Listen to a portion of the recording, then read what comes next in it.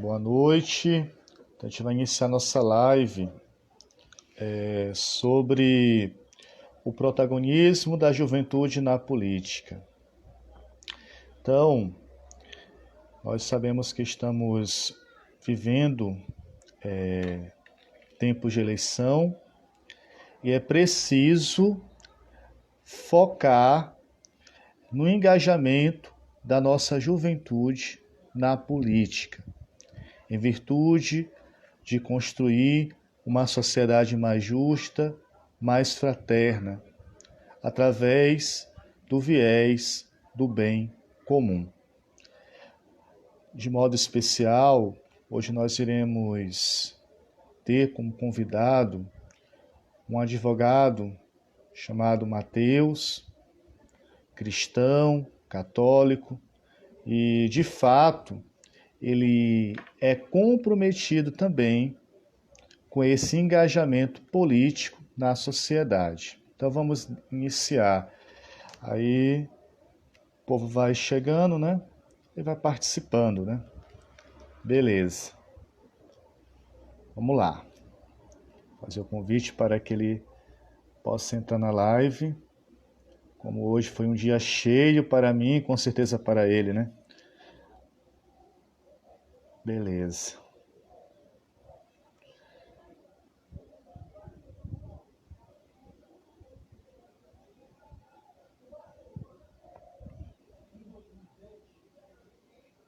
Vamos aguardar.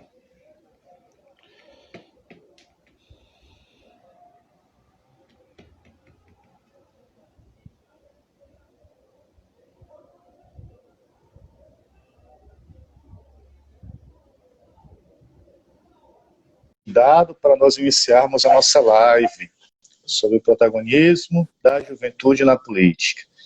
Pronto, boa noite, meu amigo. E aí, Ramon, tudo bem? Pessoal que nos Tudo, acompanha. tudo bem. É, Bem-vindo. Agradeço a sua oferta nesta noite, a nessa alegria, reflexão. alegria é toda minha, meu amigo. Pode ter certeza disso. Tá certo, obrigado. Então vamos lá, você conduz. Estou às ordens. Eu estava falando que hoje eu não vou falar muito, né? Que às vezes eu me empolgo, né? Mas vou deixar você bem livre.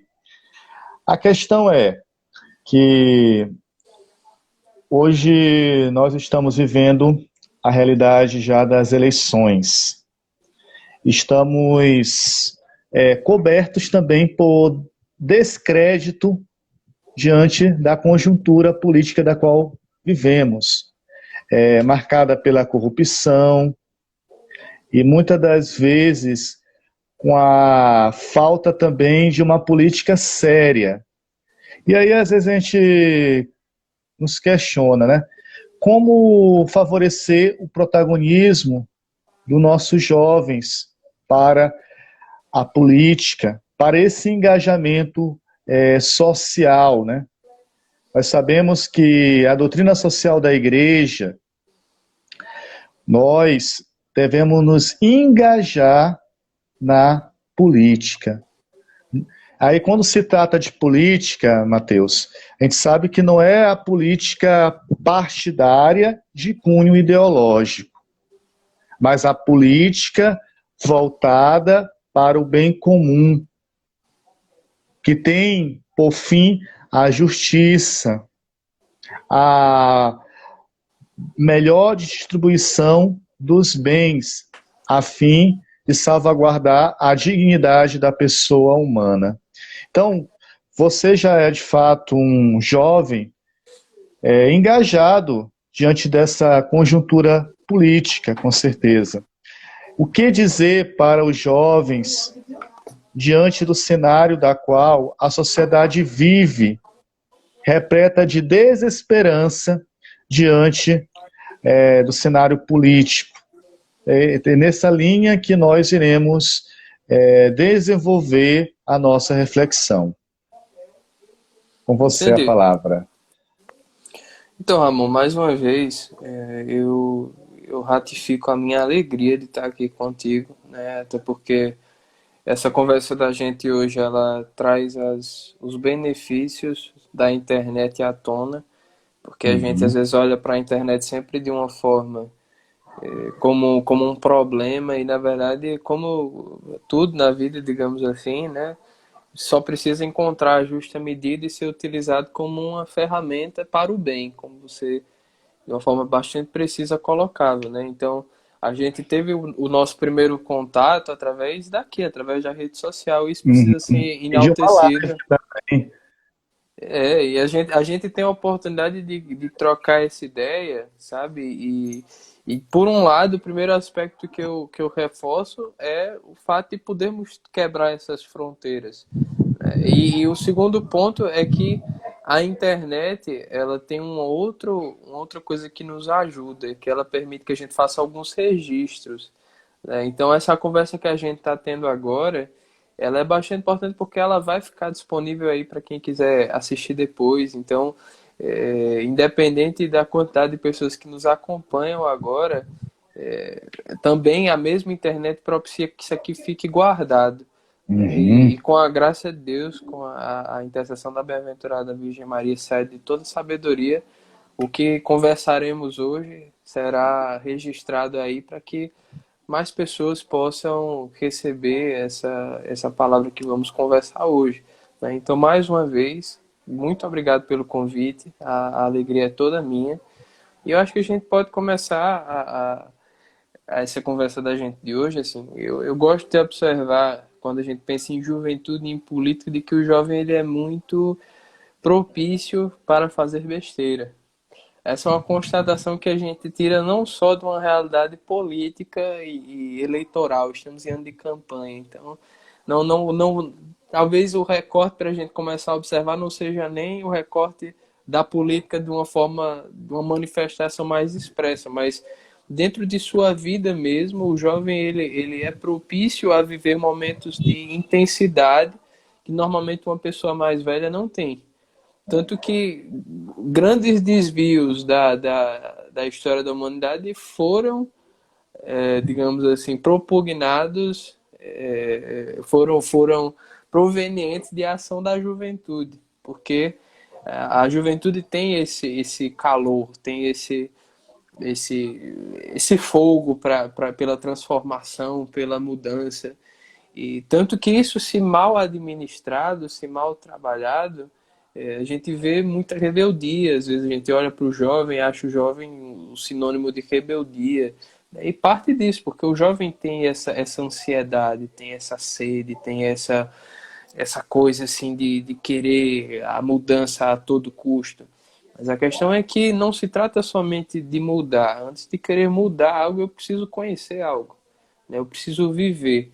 E antes de entrar, de pensar na política, no cenário macro, no cenário municipal, no cenário estadual, no cenário nacional, e de tomar decisões de tamanha importância, às vezes a gente que é jovem corre o risco de tomar decisões equivocadas porque a gente não viveu muitas coisas ainda. E ainda mais dentro da realidade que temos hoje, a dinâmica da juventude é que você seja jovem, né, até os seus 30 anos. E muitas vezes o sinônimo dessa jovialidade é até mesmo, assim, com as proporções da palavra, uma certa irresponsabilidade. Então, hoje em dia a gente vive a filosofia do casar-se somente perto dos 30 anos, depois de ter um mestrado, de ter uma estabilidade, de ter... Então, a gente, até os 30 anos, se a gente for caminhar, assim, digamos, no sentido, na maré que vai a sociedade, a gente vai perceber que o jovem, ele muitas vezes ele é incentivado a fugir da responsabilidade. E como alguém que não é responsável por cuidar sequer de quem está do seu lado, né? Como diz até a carta de São João, a primeira carta de São João, que não ama, não conhece a Deus, é aquele que não ama quem está. Como é que você não consegue amar quem está do seu lado? Você não tem uma esposa, você às vezes não tem nem responsabilidade dentro de casa. Como é que você quer pensar que você vai resolver os problemas do mundo inteiro, do Brasil inteiro, de uma cidade inteira, de um estado inteiro? Então, antes de mais nada, antes de querer transformar, antes de querer mudar, o jovem precisa parar tudo e dizer assim, pera, eu estou numa posição de aprender. E aprender com o quê? Eu tenho que buscar esse conhecimento, em primeiro lugar. Eu acho que esse é um ponto determinante. A juventude, ela pode ter sido, sim, ao longo da história, e tem esse poder transformador, mas antes de querer transformar é preciso ter uma certa humildade, eu diria, sabe, Ramon, de assim, eu preciso entender primeiro, eu preciso entender algumas coisas que talvez pela minha idade eu nem consiga compreender a totalidade das coisas.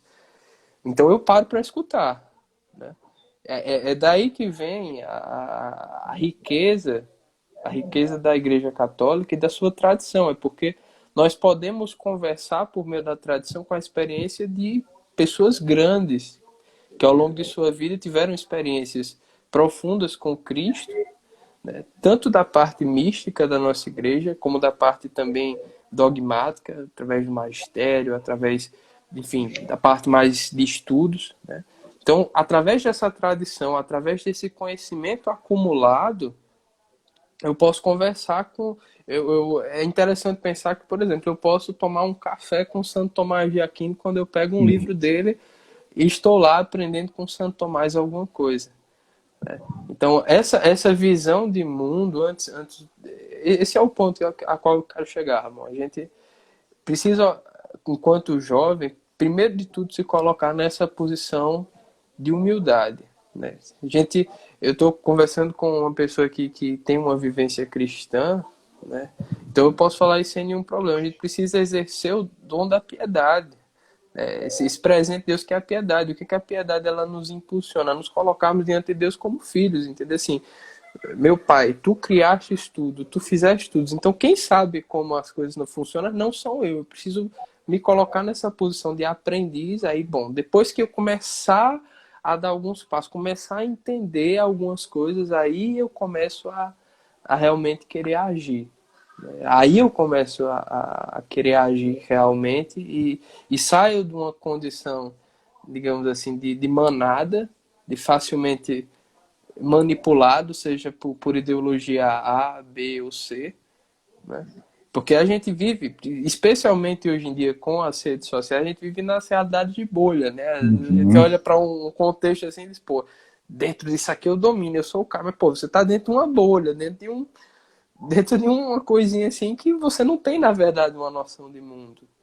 Então, esse seria o primeiro ponto a qual eu queria destacar. É por isso que muitas vezes, né, pegando novamente o exemplo da vida concreta, é por isso que quando um casal recém-casado, ou quando alguém decide se casar, né, o que é recomendável diante dos problemas, das dificuldades? Conversar com alguém que já tenha vivido aquilo ali, na verdade.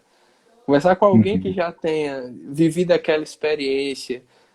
Por que que os testemunhos em retiros, em encontros, eles nos tocam tanto? Porque a gente vê pessoas que viveram, que experimentaram, e a partir daquilo parece que fica mais fácil decidir, não é verdade?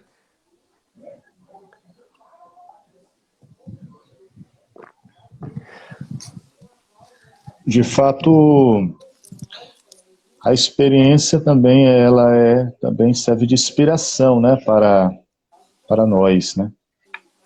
E principalmente quando a gente não conhece determinada realidade, né?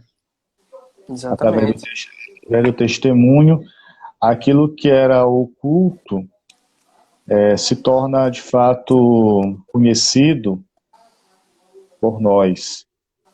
É Exato. por, é por isso que, se a gente for ver o jovem hoje, a gente deve despertar o senso crítico da nossa juventude. O senso também do conhecimento, né? Exato. Não se contentar só com aquilo, com que diz os jornais, com que diz às vezes as redes sociais, e além, buscar nas fontes, né? Eu creio que a gente perdeu muito isso, né? Nós, Isso. quando eu falo nós, como povo brasileiro, perdemos muito essa dimensão, principalmente quando você colocava a leitura dos clássicos, né? Colocava um São Tomás de Aquino, o medievo se aproximar nossos dias, né? E às vezes tem tudo a nos dizer, né? Apesar que foi Exato. escrito milhares de anos atrás e tem muito a falar na sociedade de hoje. Então é preciso, com certeza, nessa sintonia que você ressaltou, despertar a consciência dos nossos jovens para ouvir as narrativas das pessoas que têm um belo testemunho. E aí está a questão para voltar a esperança para a política, né? É Exato. pensar que é possível que alguém se torne uma pessoa totalmente diferente daquela que é corrupta. Às vezes a gente coloca a política no 100%. Parece que todos são corruptos. É preciso ter essa sensibilidade no olhar. Olhar os detalhes e perceber que pode existir um bem, pode existir ainda a justiça, quando tem um viés do bem comum. O que acontece é que a sociedade que a gente está vivendo perdeu esse valor. Eu até colocava, estou estudando doutrina social da igreja esses tempos, que é preciso reconstruir o humanismo. Eu sempre coloco isso na minha fala, nas aulas, ou quando eu estou dando alguma palestra acerca da doutrina social da igreja. É preciso reconstruir esse humanismo, reconstruir também o nosso jovem, a maneira de pensar do nosso jovem, que é possível ainda construir uma sociedade mais justa, mais fraterna, pautada no bem comum. Isso depende de mim no sentido do eu singular, do meu engajamento. Não é à toa que nós não somos feitos para viver para si. Nós somos sujeitos de relação. Somos feitos para o outro, para viver em comunidade.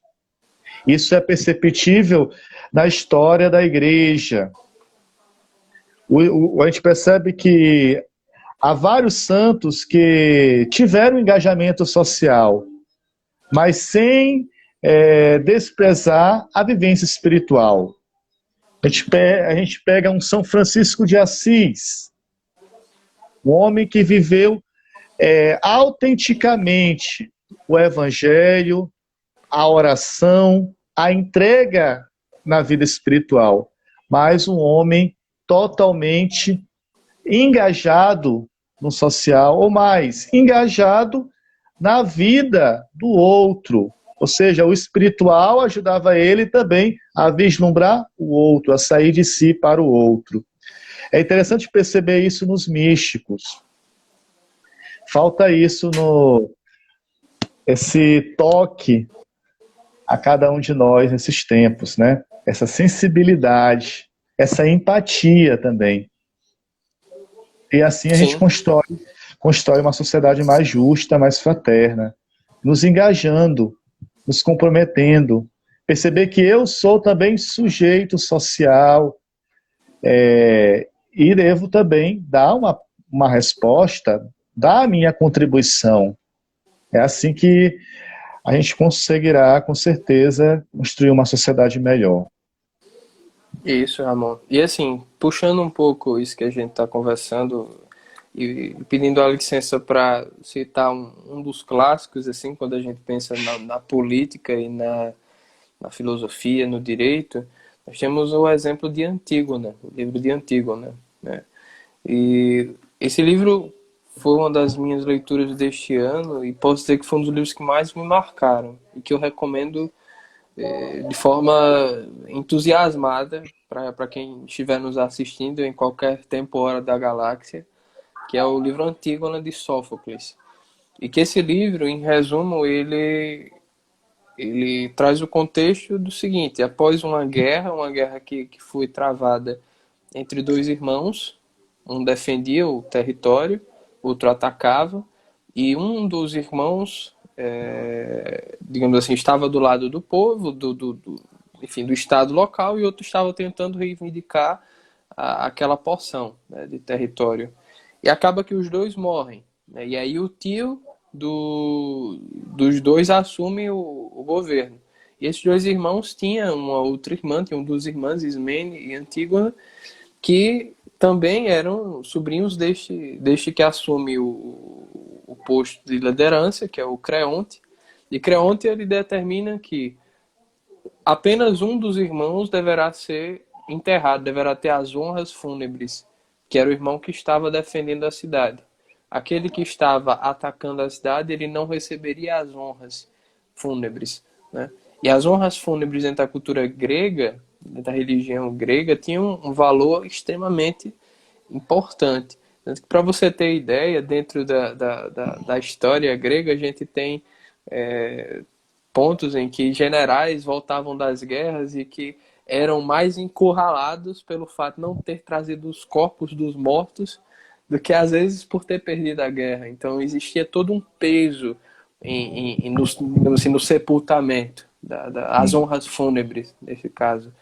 E aí Antígona, ela se contrapõe a essa posição de Creonte e diz, não, meus dois irmãos serão honrados, porque eu terei mais tempo para prestar conta aos mortos do que aos vivos.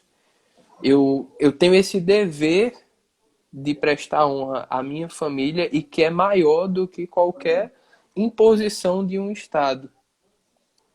E Antígona se ergue enquanto uma mulher naquele tempo, enquanto jovem, colocando em contraposição o seguinte: o direito ele tem como premissa, né, realmente aquilo que é legal, aquilo que está posto, ou aquilo que nós, digamos assim, encontramos como posto pela natureza, que a gente pode chamar de direito natural, né? E Antígona, enquanto jovem, enquanto mulher, enquanto frágil, ela até é questionada por Ismene, pela sua irmã, diz, mas nós só somos duas mulheres, como vamos nos colocar diante disso tudo, né? E ela diz de uma forma muito enfática, né? Eu terei mais tempo para prestar contas aos mortos do que aos vivos. Ou seja, a gente percebe já um olhar para a eternidade.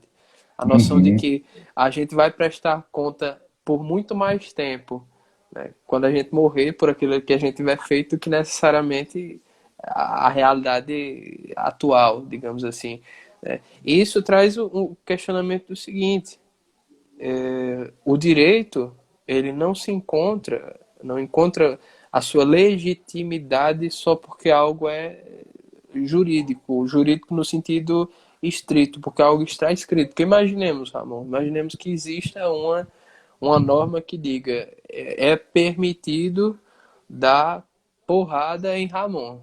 Imaginemos que existe essa norma. Então é permitido, deve-se dar pancadas em Mateus diariamente. Imaginemos que existe essa norma. Bom, não precisa ir muito além, não precisa existir uma norma para dizer que não é para fazer isso. Não, eu não preciso que venha um Estado e me diga que não é permitido que eu mate alguém, por exemplo, né? Então, assim, essa noção ela é importante por quê? Porque o direito, né, ele se extrai, antes de mais nada, da verdade. Da verdade. Né? Da verdade que ela é maior do que um Estado. Porque, por exemplo, hoje a gente tem um Estado que permite que a gente celebre missa. Mas no dia que o Estado ele parar de dizer que é permitido ter missa, se isso um dia vier a acontecer, quem sabe, né? E aí, será justo, no final das contas, que não exista missa? Então, assim, aí onde eu estou querendo chegar, amor, é que não nos basta para entender, assim, para nos posicionarmos de uma forma centrada e madura diante desses temas todos, dessas discussões todas de política. Não nos basta a gente olhar, digamos assim, até para um reduto, uma delimitação legal das coisas, se a gente quer olhar diante de uma ótica realmente cristã, entende? Porque, veja, se o que eu quero para minha vida é buscar a verdade, então eu sei que a verdade ela é encarnada e ela se chama Jesus Cristo. Eu sei que a verdade tem nome, né? Eu sei quem é a verdade, eu sei que a verdade ela é uma pessoa. Então, quando a gente fala, por exemplo, de temas como você fala, de termos, como você falava em bem comum, né, é comum que a gente olhe e queira mudar a sociedade dentro de uma ótica, digamos assim, coletivista, né? Como se a gente pudesse imaginar a coisa por cima, né? A gente Uhum. pudesse assim, mudar o Brasil de cima para baixo. Quando na verdade a mudança ela não é dessa forma. A mudança ela começa de baixo, de mim, começa de mim até atingir. Primeiro eu busco o bem. Aí é que tá. Esse era o ponto a qual eu queria chegar, Ramon. Toda a ordem social, ela só vai ser alcançada quando eu tiver com a minha vida ordenada, de acordo com...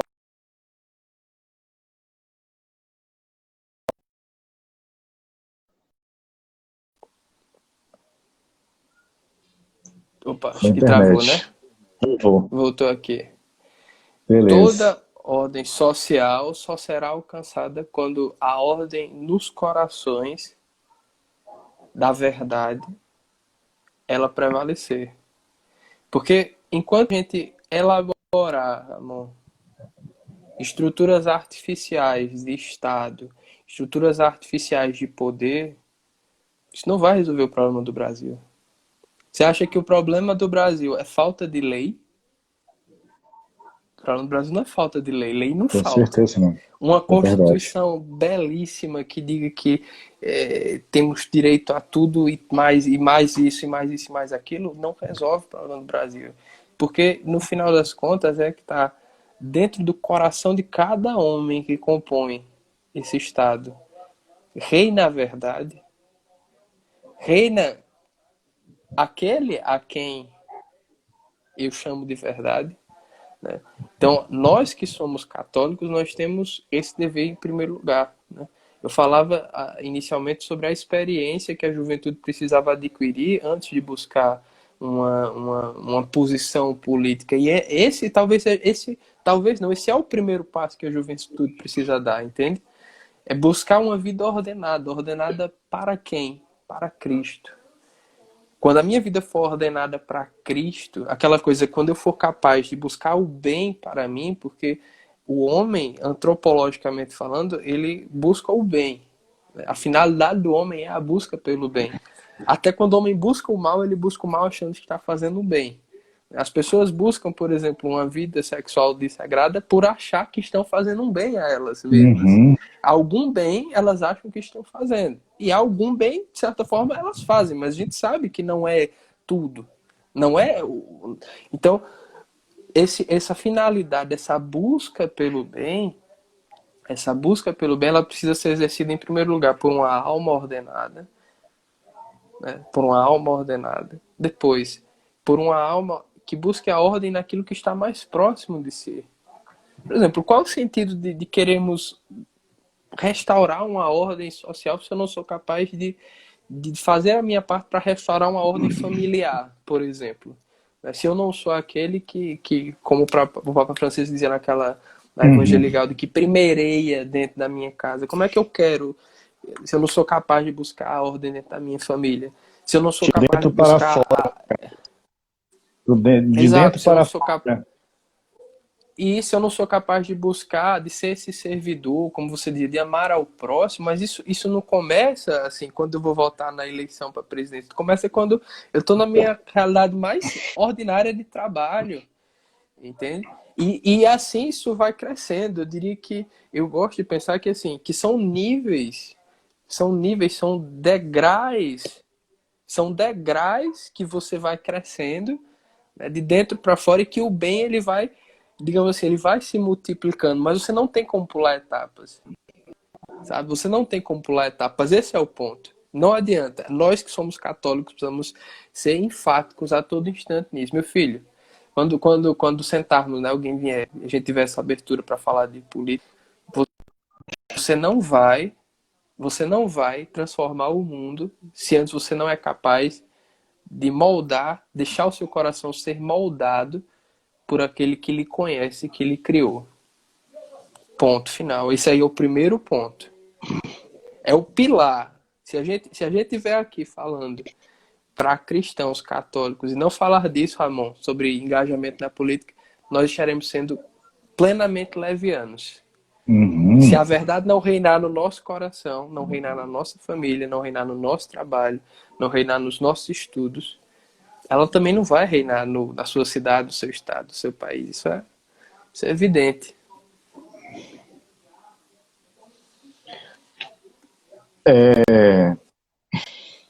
A gente percebe muito, né, que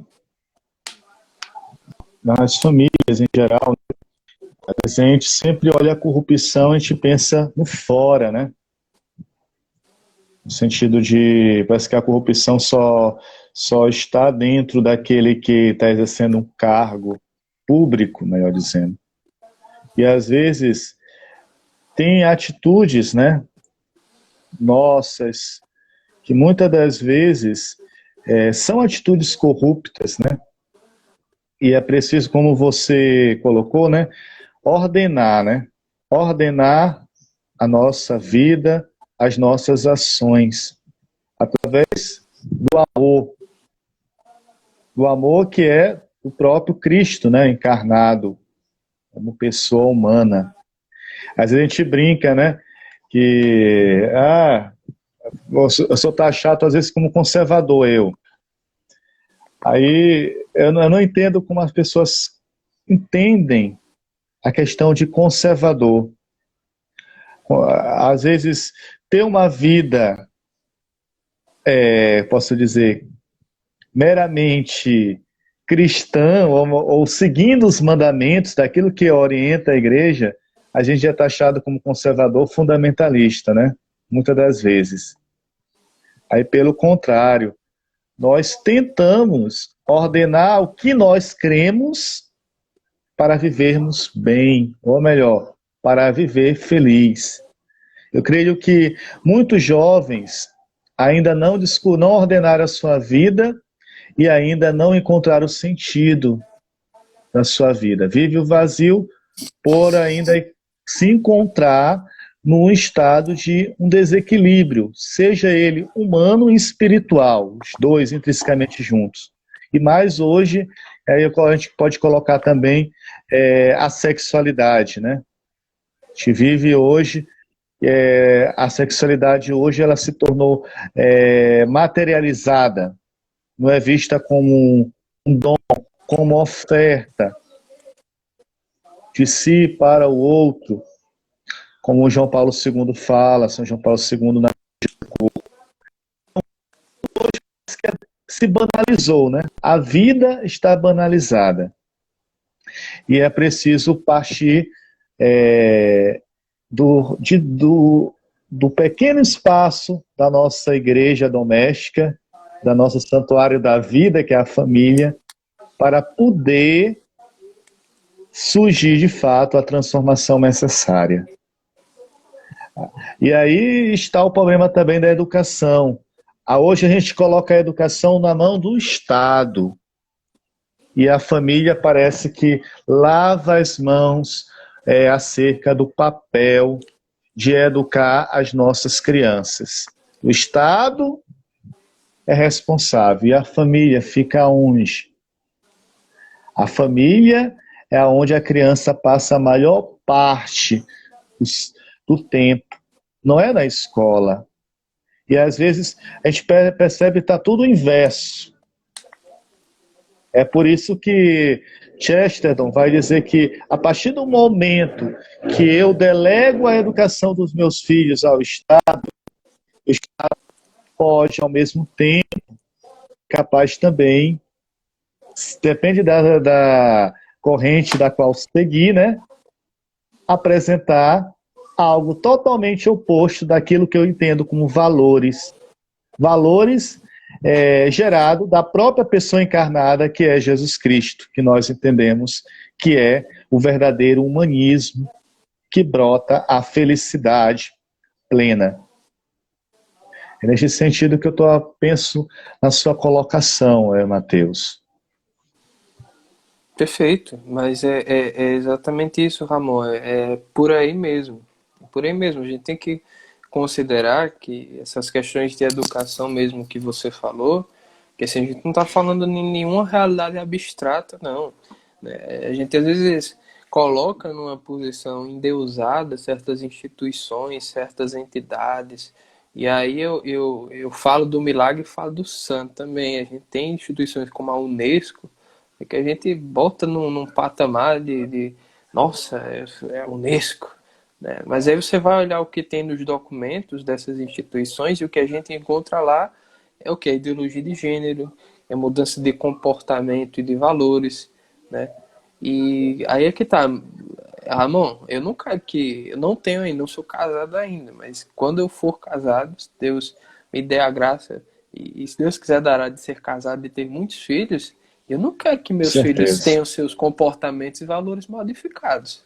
Ao contrário, eu quero que eles tenham os valores a qual eu e a minha esposa creremos, né? O que eu e minha esposa cremos, eu quero que eles sejam formados e educados naquilo. Eu não quero que eles sejam formados nisso para que quando eles cheguem na escola haja uma mudança de comportamento. Não é isso que eu quero.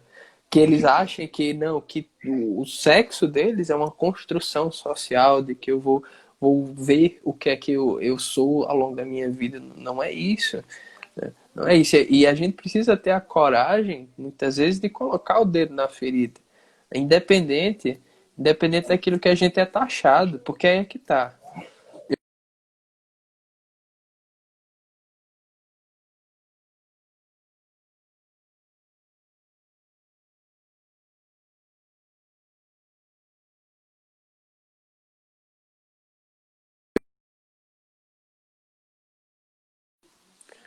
Acho que ele voltou agora, né?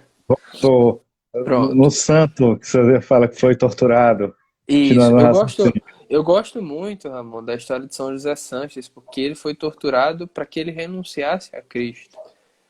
E ele dizia uma frase que era muito bonita, ele dizia assim: quem é você se não se levanta e se põe de pé para defender aquilo que você acredita?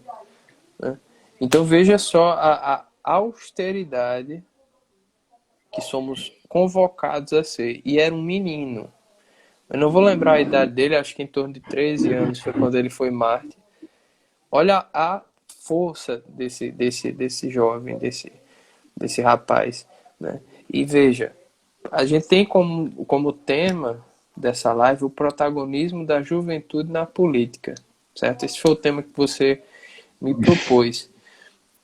E eu gosto sempre de pensar que quando a gente olha, por exemplo, para o catecismo da Igreja Católica, eu gosto de pensar aquilo como o manual de instruções da máquina. Né? Eu gosto de pensar que eu estou olhando para a vida de acordo com a ótica daquele que tudo fez. Né? E que, claro, que tudo aquilo se encaixa, digamos assim, tudo aquilo se aplica dentro de uma vida cotidiana. Né? Tudo aquilo se aplica à vida cotidiana. Né? E onde eu estou querendo chegar é que, assim, Deus, quando ele propõe algo à humanidade, e nós católicos precisamos crer nisso com muita verdade, né? Nós cremos numa ética universal. Nós cremos que Deus fez a humanidade para que a humanidade ela seja deificada, como remeteriam a Santa Teresa d'Ávila, né? O homem que ele seja deificado. Né? Eu particularmente me incomodo muito, Ramon, quando eu escuto algumas coisas, tipo, ah, não, mas é porque eu sou humano, é assim mesmo. Eu fico, cara, mas bom, mas Santa Teresa de Calcutá foi santa porque antes de ser santa ela foi humana. Se ela não fosse humana, ela não seria santa. Né? Se ela não fosse humana, ela seria, sei lá, um cachorro. É Logo verdade. ela não seria santa. Então a nossa humanidade, exatamente, a nossa humanidade, ela é a base, a matéria-prima, tanto de uma vida de vícios, de uma vida desordenada, né? Como para uma vida de virtudes, para uma vida de doação, entende? Então, assim, e aí é que tá. Para que a gente possa ir direto ao ponto, não, protagonismo da juventude na política. Já que somos ambos católicos, eu acredito que boa parte de quem esteja com a gente e vai ver dessa live depois também esteja alinhado com a gente. Bom, É verdade. quer ser protagonista, você é jovem, quer ser protagonista na política, primeira coisa, meu filho, sua vida de oração. Se você não for capaz de pegar um texto santo, de meditar, de refletir a sua vida e a vida cotidiana, a vida de quem está ao seu redor. E você provavelmente não vai conseguir ter o mesmo tato para exercer, né? E aí eu já saio um pouco da parte mais espiritual, mas aí eu venho para a parte mais prática, para a virtude cardeal, a virtude humana, né? A virtude da prudência. O que é que a prudência ela nos ensina? É lento na reflexão, rápido na decisão e rápido na execução. O Padre Francisco Fausto vai dizer isso no livro A Conquista das Virtudes, né? Que a prudência ela nos ensina a sermos lentos na reflexão, ou seja, para que a gente mastigue antes de tomar qualquer decisão, né? Antes de me comprometer com algo, antes de me comprometer com alguém, que eu tenha essa capacidade de amadurecer as coisas, que eu tome a decisão, firme na decisão e rápido na execução, né? Então, veja como eu comecei falando de vida de oração e a gente vem para a vida prática cotidiana exercitando a prudência.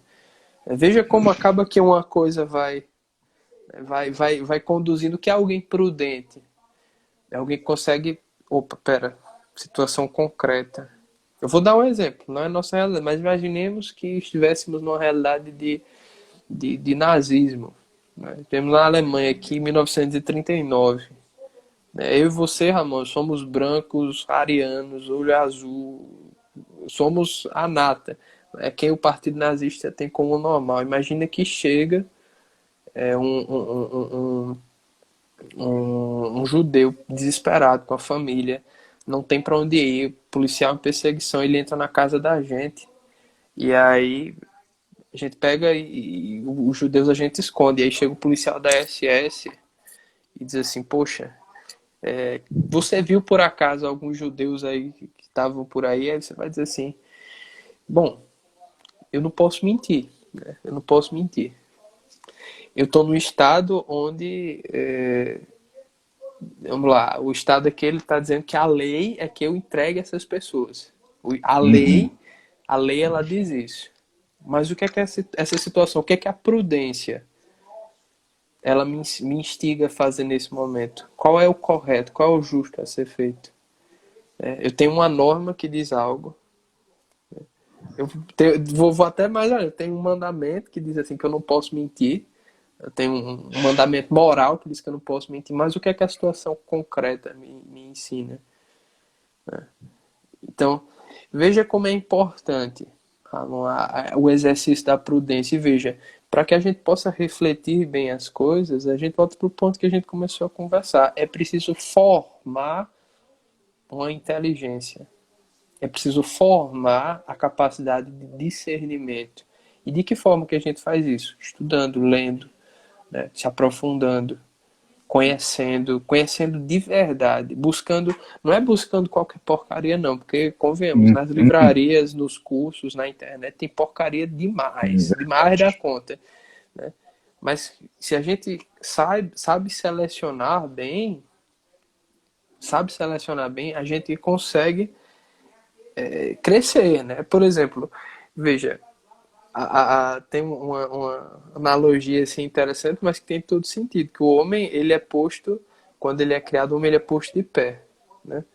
E se a gente for dividir, digamos assim, o desejo, a vontade e o intelecto, né, que faz parte digamos assim, da estrutura da alma do homem, se a gente for mais para a parte mais metafísica, enfim, o homem ele é posto de pé, e não é à toa, porque o desejo, vamos pensar na genitalidade. O desejo está, vamos ligar o desejo à genitalidade. Acima do desejo existe o seu coração, né, a vontade. Mas em cima de tudo isso está o cérebro, ou seja, o intelecto. Então veja, o intelecto, o homem ele é posto de pé, não é à toa. Não é à toa, existe uma ordem. Digamos assim, existe uma ordem para as coisas. E no final das contas, o homem maduro, o homem formado, ele age com base na sua razão, no seu intelecto, na sua capacidade de discernir aquilo que é bom e daquilo que...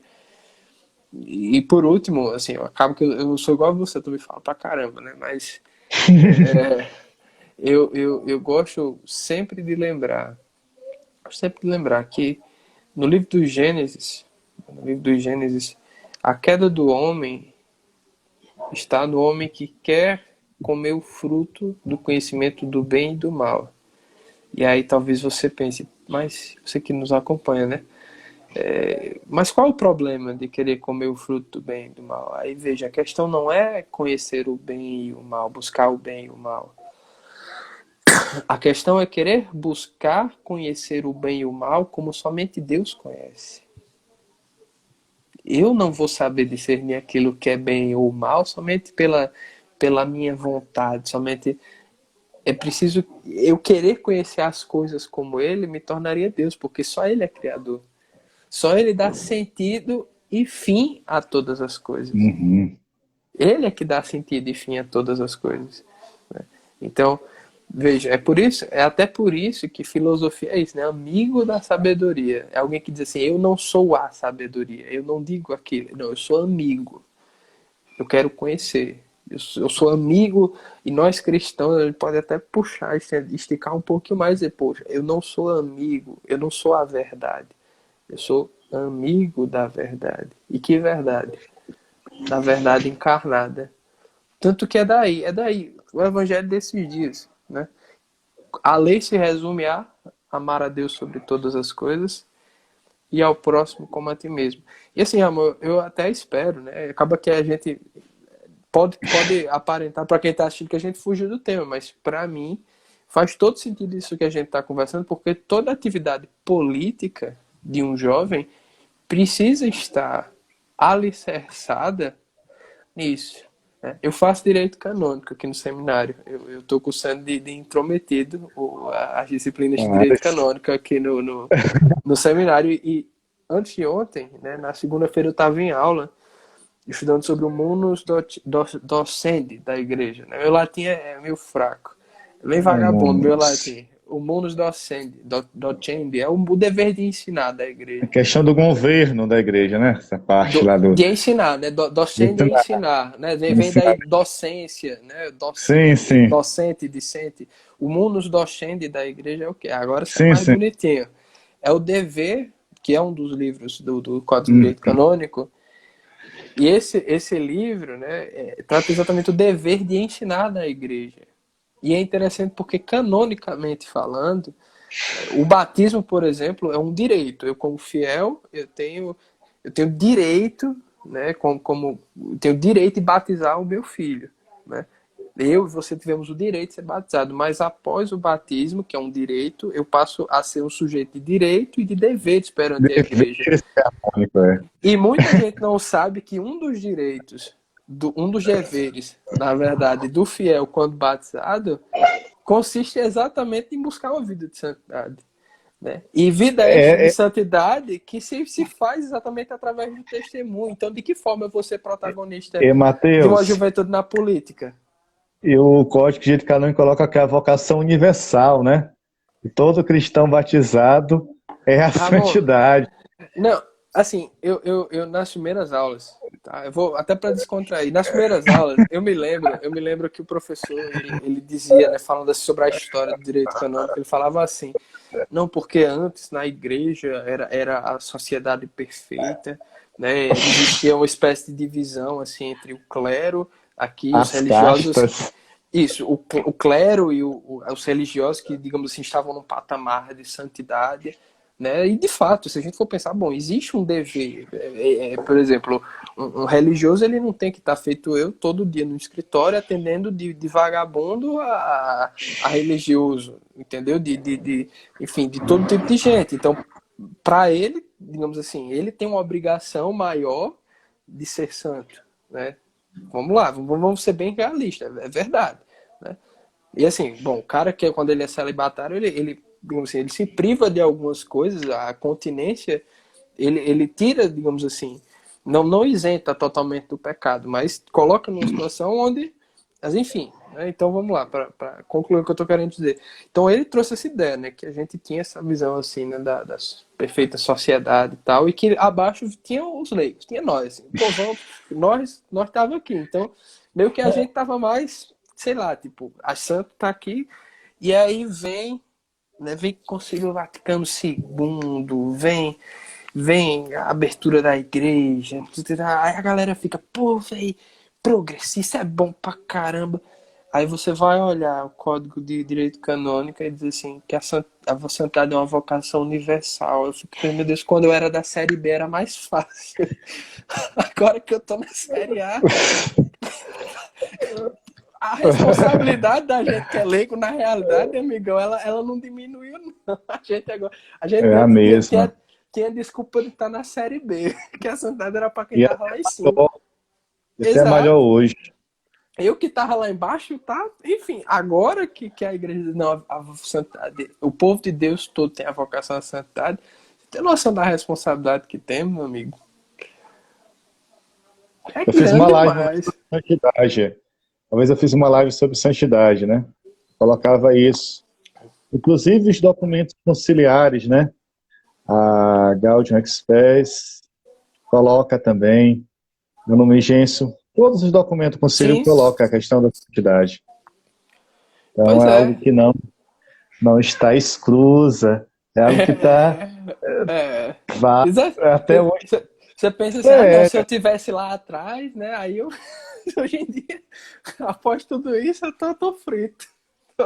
Fui promovido à Série A, agora eu tenho que buscar de todo jeito esse negócio. é verdade. Pois é, e o protagonismo da política vem daí, amigo. Não tem. Eu sei que mais uma vez, para você que talvez esperasse que a gente fosse falar que não dá para falar de protagonismo da juventude na política sem isso. Sabe por quê? Porque senão, Ramon, aí é que tá. Senão, você vai entrar. Você fala por quem tá aqui. Você vai entrar nessa história e você vai. Ou você vai. Você pode ganhar dinheiro, você pode, mas você vai perder sua alma, meu filho. E de que vale ao homem ganhar o mundo inteiro e perder a alma? De que vale, Ramon? Me diga, de que vale Matheus, se eu fosse presidente de 5 associações caritativas e eu não fosse capaz de amar quem está aqui do meu lado, amar o meu amigo que precisa de um conselho, a minha namorada, a minha mãe, meu pai, se eu não fosse capaz de ter uma vida sacramental, do que valeria, Ramon? Nada. Nada. De nada, nada, nada. Na verdade, não é valeria pouco, não. Tudo bem, não. A caridade apaga uma multidão de pecados, sim, mas isso passa, sim. De que vale é Nosso Senhor que ele diz isso, ele é muito claro. De que vale ao homem ganhar o mundo inteiro e perder a sua alma? De que vale? De que vale, por exemplo, eu estar participando de todos os debates, todas as tretas que existem em Instagram, de estar dando indireta, estar respondendo, de estar moendo, de estar isso tudo, se eu não tiver com a minha alma ordenada para Deus, se eu não tiver com os olhos, digamos, os olhos espirituais da minha alma voltados para aquele que é o sentido de todas as coisas. Eu trabalho muito bonito sobre isso, sobre o sentido da vida, né? Viver com sentido. A atividade política, ela, para a gente, né, que eu creio que seja esse o interesse da gente aqui, salvar almas, né? Com certeza. Atividade política, principalmente, né? Para quem quer ser protagonista, viva isso, meu amigo. Que aí você vai aprender a ser leal, você vai aprender a dar sua palavra, você vai aprender a mortificar as suas vontades quando for preciso. Em vista, assim, aí sim, amor, aí sim, do bem comum. O que é o bem comum, portanto? Olha como a gente amadurece as noções da gente, né? Aí sim, eu consigo, de uma forma mais sensível, captar o que é o bem comum. Captar aquilo que é, digamos assim, como o reino de Deus, que é esse grão de mostarda, ele pode se estabelecer na minha cidade, no meu, enfim, no meu distrito, no meu estado.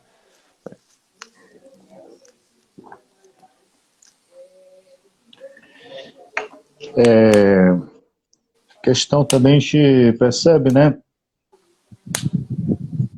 que a nossa raiz política, né, ela é de fato pautada também nesses ideais. Se a gente for ver também, tanto até que tá aqui na mesa, a doutrina social da igreja, no prefácio Para colocar que a igreja ela é perita em humanidade, né? Sim. E aí, a gente for ver quem foi o fundador da doutrina social da igreja. Aí o pessoal vai pensar, foi o Concílio Vaticano II. Não, o Concílio Vaticano II só confirmou aquilo que já existia, que nasceu do próprio Cristo encarnado na história da humanidade. O Cristo que viveu o amor que é oblação, o amor que é oferta. E aí a gente traduz esse amor que o Cristo se expressou na humanidade com o bem comum. Cristo se oferta a todos nós, à humanidade. E aí a gente sabe que a salvação veio a um povo e ele direcionou esse povo a um único povo, que somos todos nós, a humanidade inteira, o povo eleito. E aí, Mateus, a gente percebe que não foge da ideia que a gente está trazendo aqui. Está tudo Exato. intrinsecamente relacionado. Porque Não tenha dúvidas. se nós queremos construir um protagonismo político, fazer uma política pautada na vida humana como valor absoluto, nós temos o protótipo que é o próprio Cristo. O Cristo é o protótipo. Protótipo de amor, protótipo de entrega. O amor que Cristo oferece é o amor incondicional. Não é o amor condicional das condições, da qual que a gente vive nessa sociedade odierna, marcada pela cultura do individualismo e daquilo que o Papa Francisco fala, né? Com certeza já nessa nova encíclica, né? Que é a indiferença, né? Que é a chaga maior da sociedade atual, é a indiferença. A indiferença acontece porque a pessoa humana, o cristão, ainda não fez a experiência pessoal com Cristo, verbo encarnado. A pessoa, às vezes, ela só teoriza, tipo uma moral kantiana do dever, sem fazer experiência de fato concreta com aquilo do qual Cristo quer nos ensinar, com aquilo que está no próprio Evangelho. E aí a gente percebe, eu estava na missa domingo, né? Na missa eu participei domingo na comunidade que eu até faço parte da obra, da Shalom, acho que deve ter alguém, depois o padre vai até assistir aí. O padre falava justamente isso. Qual é o critério para escolher um candidato? Aí ele citava o critério se o candidato vive de fato o mandamento primordial do amor, amar a Deus sobre todas as coisas e o próximo. E se ele valoriza a vida humana como valor absoluto, aqui quando eu coloco a vida humana, Mateus, eu coloco desde a concepção até a morte. Aqui entra a questão do aborto das ideologias. A partir do momento que eu vejo um candidato que valoriza a vida, que valoriza a família, valoriza a dignidade, valoriza o trabalho e tem um testemunho de vida pautado neste amor, aí eu escolhi o candidato. E é preciso vir atrás daquilo que nossos candidatos estão enveredando, ou melhor, qual a ideologia que ele está seguindo, qual o seu passado de vida. É muito necessário isso. Às vezes não cair só na emoção. Isso aqui está ganhando, esse que eu vou votar. Todo mundo vai com esse que eu vou votar. É preciso se questionar. É preciso parar. E aquilo aquela máxima que está lá incisa no templo do deus Apolo, né? Conhece-te a ti mesmo, né? Ela é necessária para nós. É preciso conhecer aqueles que irão governar o nosso município. Aí é preciso checar a ficha. Não checar em qualquer lugar. É preciso ir à fonte verdadeira. Penso isso. E aí, de fato, Mateus, o protagonismo se constrói a partir de um gesto singular, a partir do meu eu pessoal. Aí depois é que vou ser capaz de, com o meu testemunho, com a minha colaboração. É engraçado que, como você falava do concílio, né, que o leigo é chamado a exercer seu protagonismo político, né? E esse protagonista é colaborar com a sociedade, com aquilo que crê, com aquilo que vive na comunidade, com aquilo que ensina a igreja. Exato. E aí, de fato, vou ser capaz de levar um pouco de luz, de valores à sociedade. Exato. Não tenho dúvidas. É isso mesmo. E a gente está chegando nos momentos finais, fazer minhas considerações finais aqui, passar a bola para você, Ramon.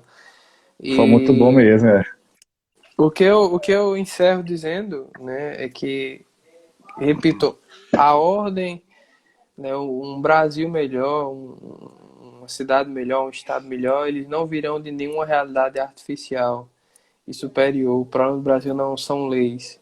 E a forma de se resolver isso também não é somente querer engajar-se na política de toda forma, não.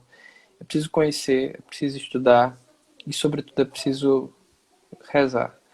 Estamos chegando ao final do nosso ano litúrgico e daqui a pouco celebraremos Cristo Rei do Universo.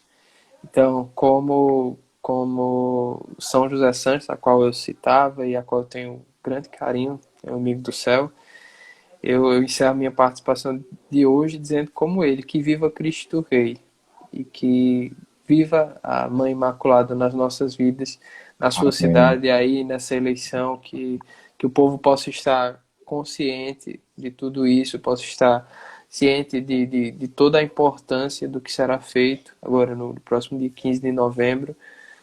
Peço pelas suas orações aqui, estou trabalhando ativamente também numa campanha, e claro, sem fazer apologias, mas assim, acredito, né, neste projeto que faço parte, então conto com suas orações e de quem nos assiste Pode também. citar seu projeto.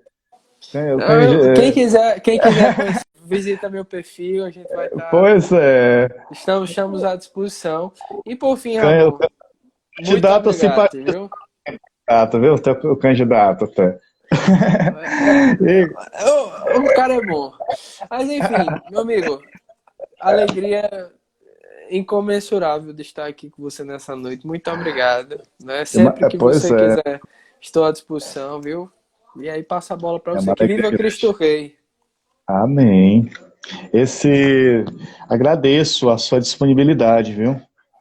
Essa noite, que Deus possa, de fato, abençoar a sua vida, com certeza dando aquilo que ele deu a Salomão, que é a sabedoria. É isso que é algo necessário para os jovens e para você também que está nesse caminho, né? É árduo, é do direito, da vida também engajada na política. Aí quando você quiser aparecer aqui no Maranhão, né, São Luís, será bem-vindo também. Mandar o convite para a minha ordenação. Mande mesmo. Daqui a um ano, né? Eu estou no terceiro ano de teologia, né? Que vem eu termino.